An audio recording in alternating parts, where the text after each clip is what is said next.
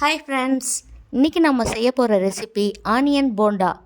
Tea டைமில் இந்த மாதிரி ஸ்நாக்ஸ் செஞ்சு கொடுத்தீங்கன்னா ரொம்பவே விரும்பி சாப்பிடுவாங்க. இது எண்ணெய் அதிகம் உரியாமல் செய்கிறது எப்படின்னு இந்த வீடியோவில் பார்க்கலாம். இப்போ தான் நம்ம சேனலை முதல் முறையாக பார்க்குறீங்கன்னா சப்ஸ்கிரைப் செஞ்சுக்கோங்க. வாங்க வீடியோக்குள்ளே போகலாம். இதுக்கு நான் ஒரு 100 கிராம் அளவுக்கு மாவு எடுத்திருக்கேன். இந்த மாவு கடலைப்பருப்பும் கொஞ்சம் பச்சரிசி சேர்ந்து மிஷினில் அரைச்சது, இதோட கொஞ்சம் கோதுமை மாவு, இதை ரெண்டையும் போட்டுட்டு இதுக்கு நான் 1 கப்பு ஆனியன் குட்டியாக கட் பண்ணி எடுத்திருக்கேன். இதோட ஃப்ரெஷ்ஷான கொத்தமல்லி இலை, கருவேப்பிலை, கொஞ்சமாக புதினா, இதையும் நான் கட் பண்ணி வச்சுருக்கேன். இதில் சேர்த்துக்கலாம். கொஞ்சமாக ஜீரகம், கொஞ்சம் சில்லி பவுடர், தேவையான அளவு உப்பு, 1 பிஞ்ச் சமையல் சோடாப்பு சேர்த்துக்கிறேன். சூடு பண்ண எண்ணெய் கொஞ்சம் இதோடு சேர்த்துக்கலாம். 1 பச்சை மிளகாயை நான் பொடியாக கட் பண்ணி சேர்த்துருக்கேன். இப்போ இந்த மாவெல்லாம் நல்லா கலந்துக்கலாம். இந்த மாவை நல்லா கலந்து விட்டுக்கிட்டு இதுக்கு தேவைப்படுற தண்ணி கொஞ்சம் கொஞ்சமாக நம்ம தெளித்து நல்லா மாவை கெட்டியாக பிசைஞ்சிக்கணும்.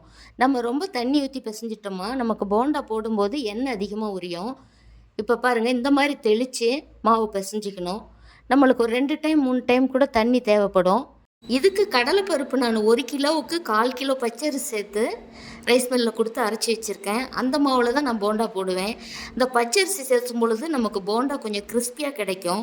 அதோட கொஞ்சமாக கோதுமை மாவு சேர்த்தும் பொழுது நமக்கு சாஃப்ட்னஸ் கிடைக்கும். நமக்கு வீட்டில் ஏதாவது ஸ்நாக்ஸ் சாப்பிடணும் போல் இருந்தால் அந்த டைமில் நம்ம வீட்லேயே மாவு இந்த மாதிரி அரைச்சி வச்சுருந்தோமா ஈஸியாக செஞ்சுக்கலாம். நம்ம கடையில் போய் கண்டதும் வாங்கி சாப்பிட்டோமா நம்ம உடம்புக்கு தான் ஹெல்த்துக்கு இஷ்யூ. அதனால் இந்த மாதிரி நீங்களும் மாவு அரைச்சி வச்சு செஞ்சுக்கிட்டிங்கன்னா உங்களுக்கு ஈஸியாக இருக்கும். இப்போ சப்பாத்தி மாவு பக்குவத்துக்கு இதை பிசைஞ்சு எடுத்துக்கிட்டு இப்போ ஸ்டவ் ஆன் பண்ணி வடசட்டி வச்சு தேவையான அளவு எண்ணெய் ஊற்றிக்கலாம். ஸ்டவ்வை மீடியம் ஃப்ளேமில் வச்சுக்கணும். வச்சுக்கிட்டு நல்லா எண்ணெய் காய்ஞ்சதும் இந்த மாவை குட்டி குட்டியாக போட்டு இது ஒரு 3லேருந்து 4 நிமிஷம் வரைக்கும் வேகட்டும். நல்லா பொன்னிறமாக வெந்ததும் இதை திருப்பிக்கலாம். இப்போ நல்லா வெந்துருச்சு. இப்போ திருப்பி போட்டுட்டு அதே மாதிரியே அடுத்த மாவையும் போட்டு எடுத்துக்கலாம். நமக்கு போண்டா நல்லா பொன்னிறமாக வேகும்போது கிறிஸ்பியாக நல்லா டேஸ்ட்டாக கிடைக்கும். ஸ்கூல் விட்டு வர்ற குழந்தைங்களுக்கு அல்லது சாயங்காலம் ஸ்நாக்ஸ் எதாவது கேட்டாங்கன்னா இந்த மாதிரி சூடாக செஞ்சு டீ வச்சு கொடுத்தீங்கன்னா அவங்க ரொம்பவே விரும்பி சாப்பிடுவாங்க. இப்போ இது நல்லா பாருங்கள், பொன்னிறமாக வெந்து செவந்து வந்திருக்கு. இப்போ இந்த ஸ்டேஜில் நம்ம எடுத்துக்கலாம். இதே போலவே மீதமுள்ள மாவையும் போட்டு எடுத்துக்கலாம்.